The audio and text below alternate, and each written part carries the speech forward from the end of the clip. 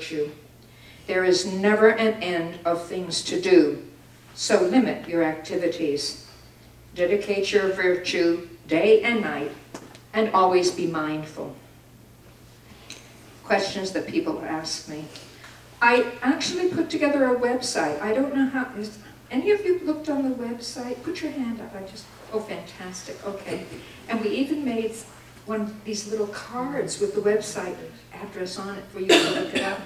So people started asking me questions, and I was constantly, from 18 months ago, answering, why is it solitary? What's the structure? Do I have contact with the outside world? Why am I doing this? And what do I hope to accomplish? So, yeah, I kept doing more research and kept searching within myself.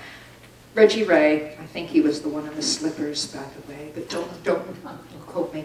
The practice of solitary retreat has been an essential feature of practice lineages since the time of Buddha.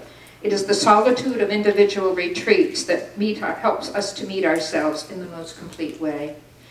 By the way, this has little to do with Buddhism.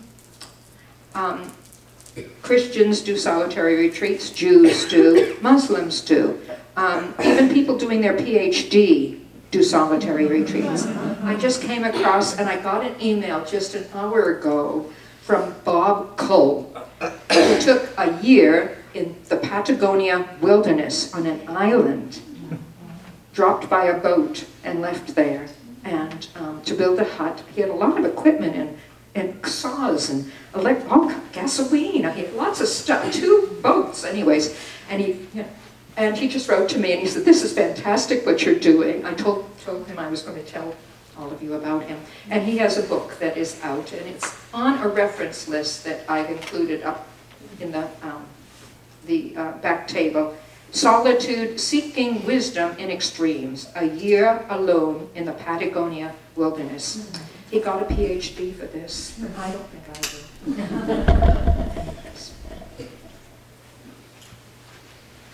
A solitary retreat is not a silent retreat. Of course it is silent, we have no one to talk to, but many of us do silent retreats, on retreat with others. The Zen people do sessions once a month actually for a week together. The Vipassana people do 10-day retreats, also in silence. Solitary retreat is a little different. You're really, unlike group retreats where meal planning and preparation and cleanup are all arranged, on solitary retreats you have to do it all yourself. These basic daily chores are part of the retreat experience. However, making the decision to do a retreat and sticking to it without the company of other practitioners is difficult. It's harder doing it by yourself and not relying on an authority figure or others to spur you on. By the way, we were just sitting in the other room this morning at 9 o'clock. We have a small meditation group here, and we were just speaking about that fact. Many of us are meditators and meditate every day, but the chance to sit together once a week really helps each other. That kind of support is just amazing.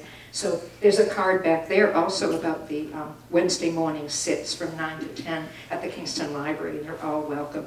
That goes on without me, as it did during the winter when I was in Mexico. They're wonderful. We've been meditating together for 2 years here.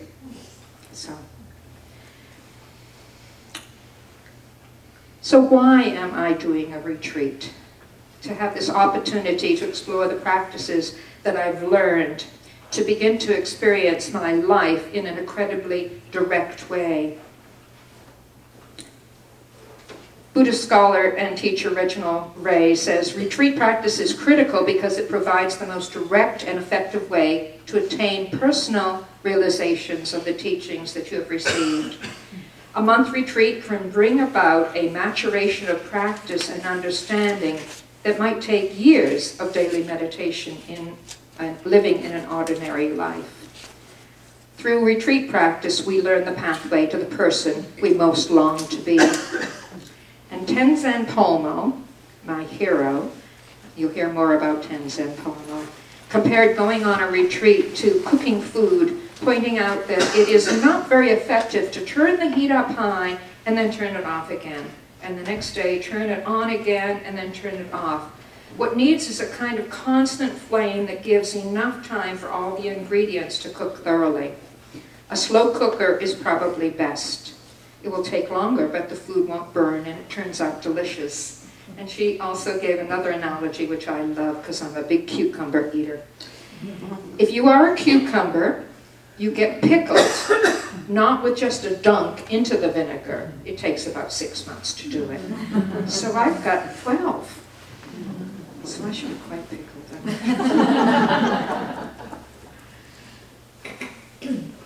Commitment.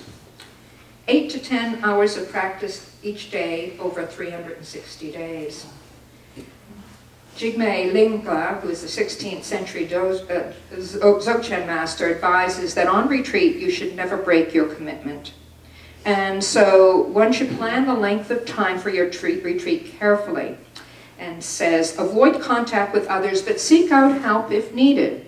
Your attitude on retreat should be like the Samatha meditation instructions, not too tight and not too loose. Define your retreat boundaries in terms of the physical situation and your needs, and stick to it.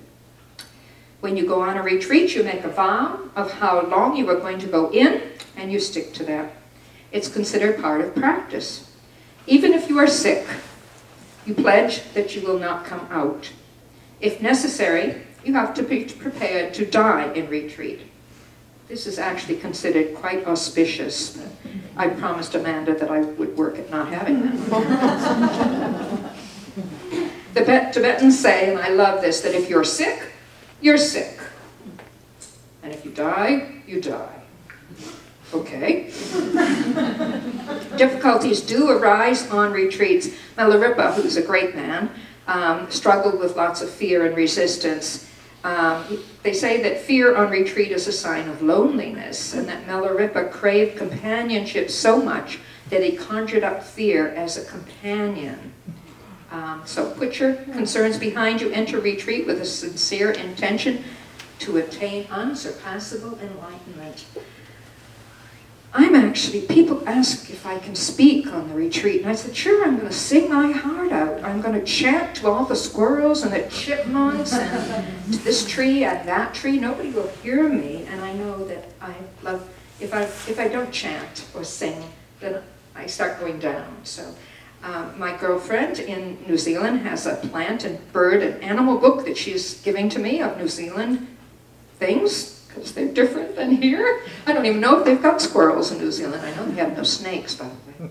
And also the night sky, because I'm going to be in the southern hemisphere, and so it's going to be a different sky. Even the moon is a bit tipped. I've been looking at it. And there is a woman reclining on the moon, not a man in the moon's face, or a rabbit pounding mochi, like in Japan. So I'm learning new things, for sure.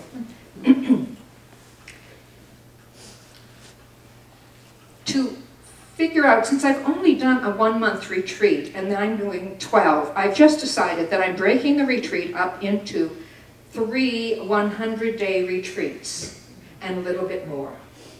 A 100-day retreat seems possible, so I'm doing 3 of them. And then I'm going to finish it up. And my friend Sarah said, okay, so the first one you're kind of coming in, and the second one it's gelling, and the third one, you're kind of wrapping it up, and the last part, you're just doing cleanup. And I said, you got it, that's good, that's a good direction. So, you know, the most joyous part of it is knowing that I have you folks with me. That really spurs me on, that people might be thinking of me over that year. That helps. So, part of my inspiration is from Jetsma Tenzin Palmo, who is well known for her 12 years in retreat. 3 continuous years in a solitary cave, 13,000 feet up in the Himalayan mountains. The subject of Vicki Mackenzie's book, The Cave in the Snow. And some of you know of this book. She was in her late 20s and 30s when she did this, not quite the same age as me. Although she and I are 11 months apart right now. So I checked that one out. So. She said, the purpose of life is to realize our spiritual nature, and so to do that, one needs to go away and practice to reap the fruits of the path. Otherwise, you have nothing else to give to anyone. I listen.